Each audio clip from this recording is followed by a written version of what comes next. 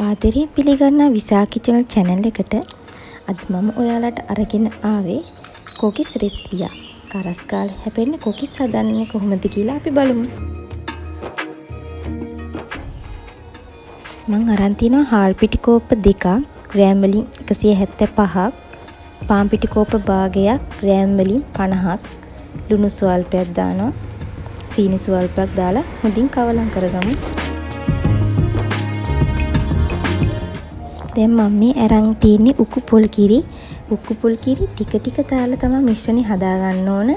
නැත්තම් දියාරු වැඩි වෙයි. ඉතින් ටික ටික දාලා ඔයාලා මිශ්‍රණය හදා ගන්න. උකු පොල් කිරිම ගන්න. එතකොට කුකිස් එක කිරි රස වැඩි. ගොඩක් උකුත් නැති වෙන, දියාරුත් නැති වෙන අපි මිශ්‍රණය හදා ගන්න ඕන.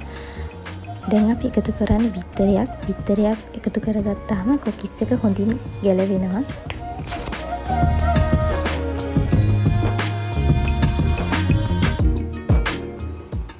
දැන් අපි බිත්තරෙත් එකතු කරගෙන හොඳින් කවලම් කරගමු. මම මේ දැන් එකතු කරන්නේ කහ කුඩු ස්වල්පයක්. රස වැඩි කරගන්න කරපිංචත් එකතු කරගමු. දැන් තාච්චියක් ලිපේ තියාගෙන පොල් තෙල් එකතු කරගමු.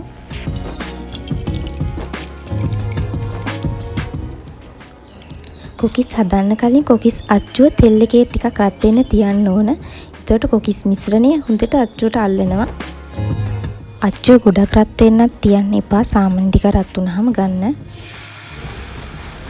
ඊට පස්සේ කොකිස් අපි එකින් එක මෙන්න මේ ආකාරයට හදාගමු.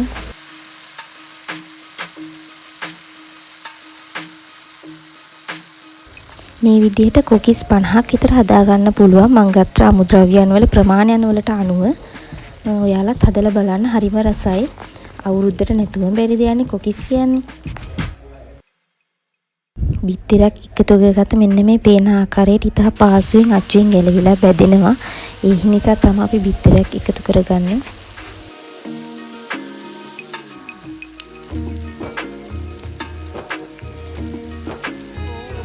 මෙන්න මේ විදිහට අපි කොකිස් හදාන ඉවරයි. ඔයාලත් හදලා බලන්න. හරිම රසයි, හරිම ක්‍රිස්පි ගතියට තියෙනවා.